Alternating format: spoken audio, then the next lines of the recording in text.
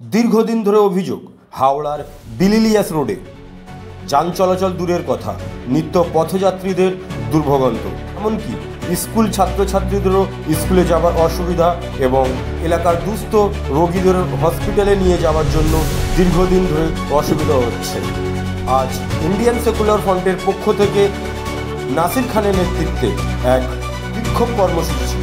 সেই বিক্ষোভ কর্মসূচি থেকে মিথ্যা অভিযোগে নাসির খান সহ ইন্ডিয়ান সেকুলার ফ্রন্টের একাধিক কর্মীকে অ্যারেস্ট করে হাওড়া পুলিশ। পরিপ্রেক্ষিতে হাওড়া জেলার অন্যতম নেতৃত্ব ডক্টর আফতাব মোল্লা কি বলল আমরা সরাসরি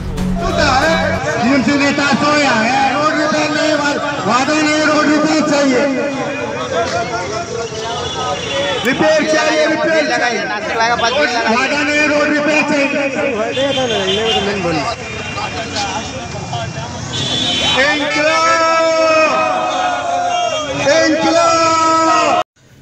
মূলত আজকে যেটা ঘটেছে, হাওড়া কর্পোরেশন এলাকার মধ্যে বেলিলিয়াস যে রোডটা আছে, এই রোডের দীর্ঘ 1 থেকে 1.5 কিলোমিটার রাস্তা খুবই খারাপ। মানুষ চলাচল ঠিক মতন করতে পারে না, গাড়ি ঘোড়া যাতায়াত করতে খুবই সমস্যা হয়।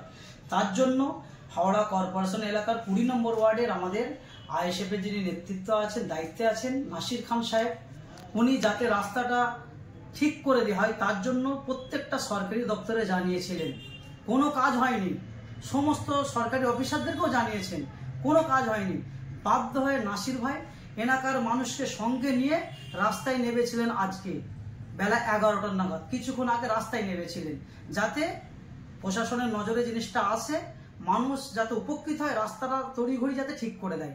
কিন্তু আমরা কি দেখলাম, প্রশাসন 1-2 মিনিটের মধ্যে আমাদের নাসির ভাইকে এবং কর্মীদেরকে লাঠিচার্জ করে ছত্রভঙ্গ করে দিয়ে নাসির ভাইকে এবং আমাদের আইএসএফের আরো 4টে কর্মীকে অ্যারেস্ট করে। আমি খবর পাওয়ার পর সঙ্গে সঙ্গে আমি হাওড়া থানায় গেলাম, বড়বাবুর সঙ্গে কথা বললাম যে কি ব্যাপার। বড়বাবু যেটা বললেন যে ওর নামে কেস হয়েছে, ওকে আমরা কোর্টে চালান করব। তো কেন কোর্টে চালান করবেন? এই ধরনের তো অনেক কিছু ঘটে। অনেকে মার্ডার করে দিয়ে ঘুরে বেড়াচ্ছে, অনেকে খুন করে দিয়ে ঘুরে বেড়াচ্ছে। আর এই যে রাস্তায় নেমেছিল, গণতন্ত্র অধিকার আছে, এই আন্দোলন করতে পারে। বললে না, উনি পুলিশকে মারধর করেছে, উনি টিকিয়াপাড়ার ফাঁড়ির পুলিশকে মারধর করেছে, তিনি হসপিটালে অ্যাডমিট আছে, আমরা রিপোর্ট নিয়ে তারপরে জানাবো। কিন্তু আমি আপনাকে একটা ভিডিও দেবো, পুলিশ এতটা যে নিচে নামতে পারে আপনি ভাবে পাবেন না। আমি আপনাকে একটা ভিডিও দেবো, পুলিশকে আমাদের কর্মীরা কোনো মারধর করেনি। পুলিশ নিজে থেকে দাঁড়িয়েছিল, দাঁড়িয়ে থেকে আস্তে আস্তে শুয়ে পড়লেন। এই প্ল্যানটা আগে থেকে করে রেখেছিলেন। আমি ভিডিওটা আপনাদের মিডিয়ার লোককে আমি দেবো, আপনারা সত্যটা মানুষের কাছে পাঠাবেন। আর প্রশাসনের মানুষের কাছে আমরা উচ্চ আধিকারিকদের কাছে আমি অনুরোধ করব, এইভাবে এই ধরনের নোংরা খেলা খেলবেন না।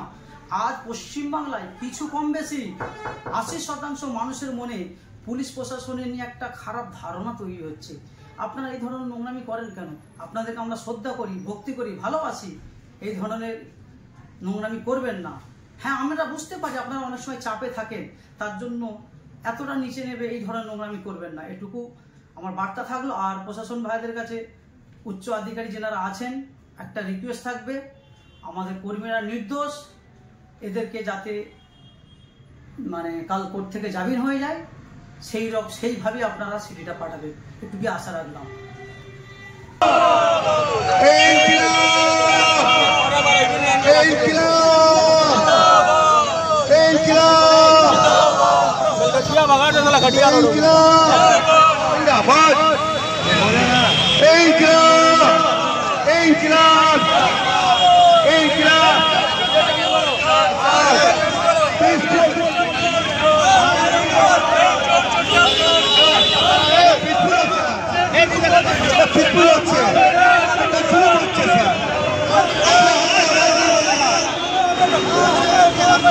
अपने हाथ पाला तो छूटा नहीं है।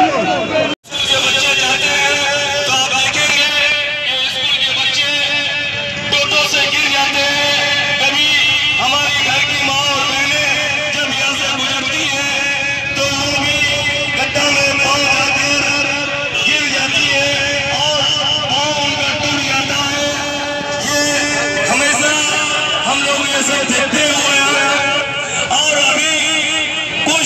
पीएमसी के लोग हैं